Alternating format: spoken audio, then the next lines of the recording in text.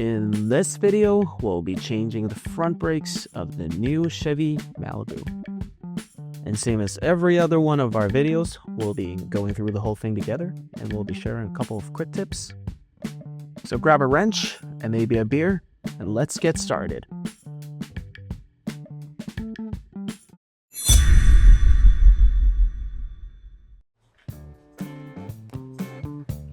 And now there's two small bolts behind the caliper, and we'll take them off.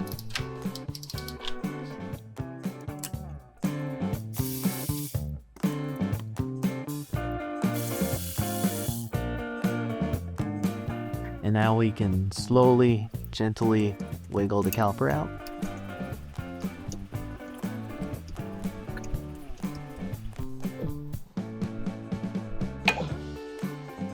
Once we get the caliper out, we can rest it aside and just make sure the brake hose is not tangling. And now we're facing the brakes. Take the clips out. And then we can remove the old pads. We can gently wiggle them out. If you need some help, you can always take a flathead and pry it off.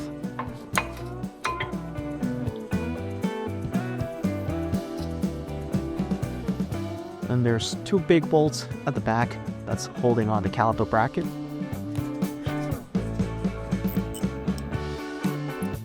And we'll just grab a wrench and remove them.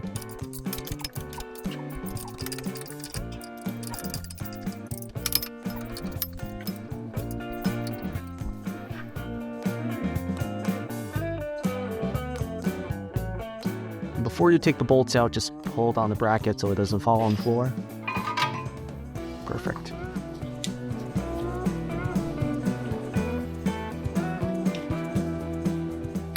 And then the retainer screw on the rotor. We'll remove that, and that should release your rotor.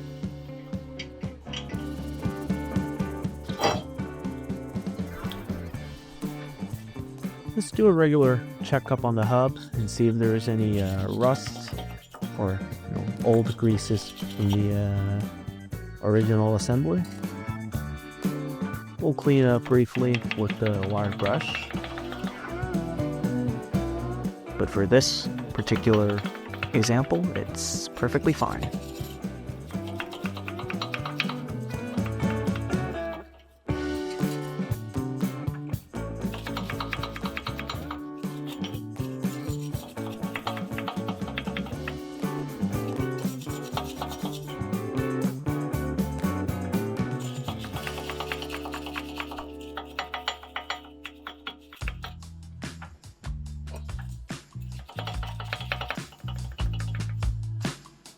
And just before we reassemble the thing with the new parts, we'll use copper-based NTCs and just to briefly grease up the hub so it's easier to remove the rotors next time.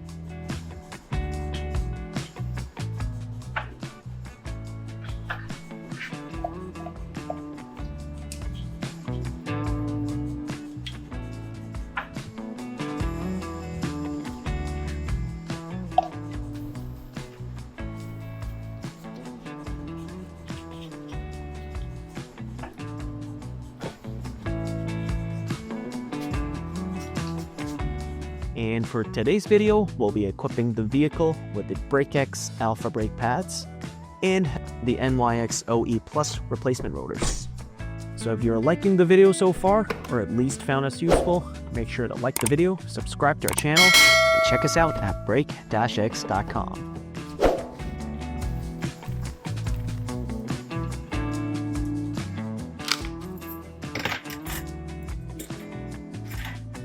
Now we'll be putting new clips on the caliper bracket.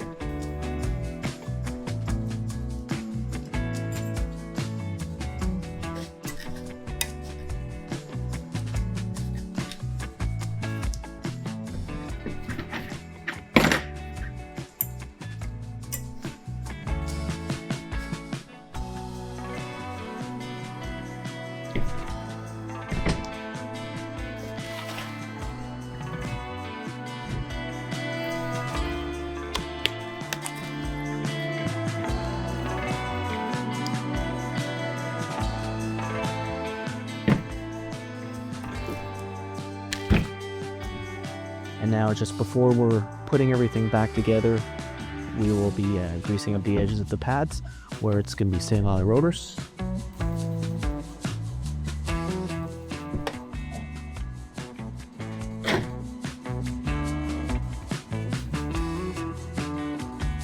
Back in place.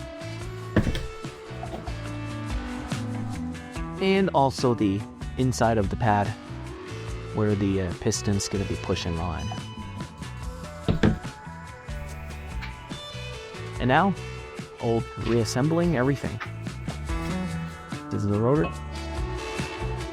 Just make sure the retainer screw is going to match the hole at the back of the assembly. And once we plug the rotors in place, we can reinstall the retainer screw.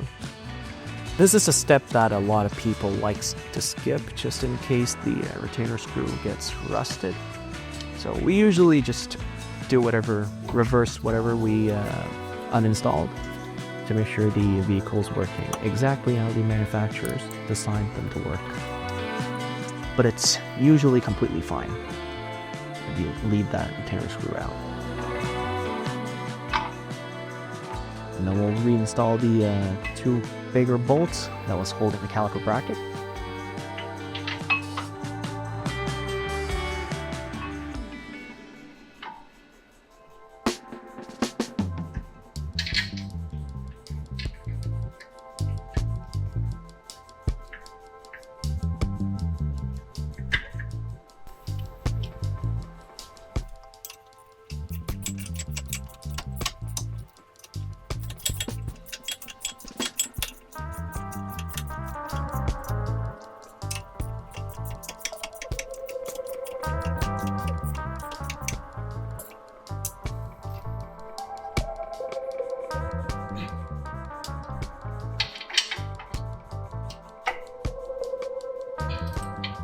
And now, just before we're putting the new pads on the vehicle, we'll be using a caliper piston compression tool just to push the piston back into the caliper and make space for the new pads.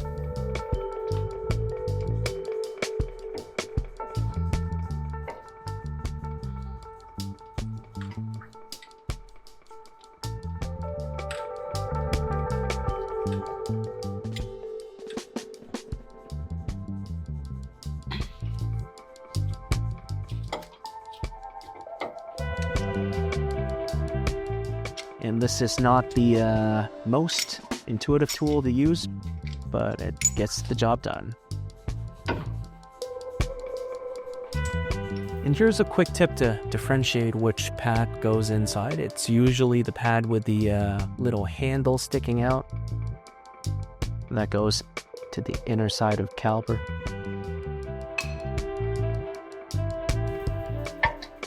Now we can just push the brake pads back in place.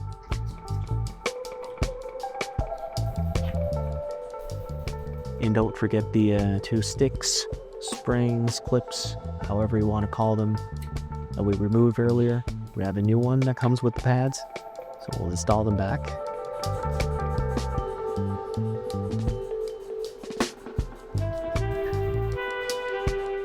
And after that, we'll be putting the caliper back on the vehicle.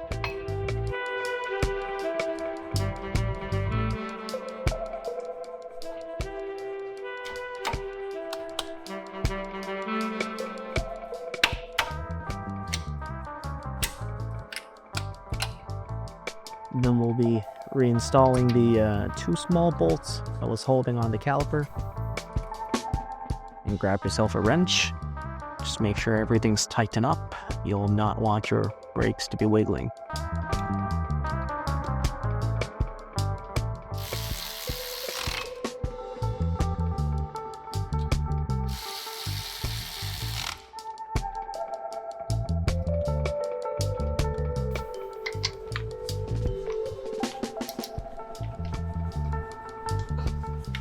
And just like that, we're all set.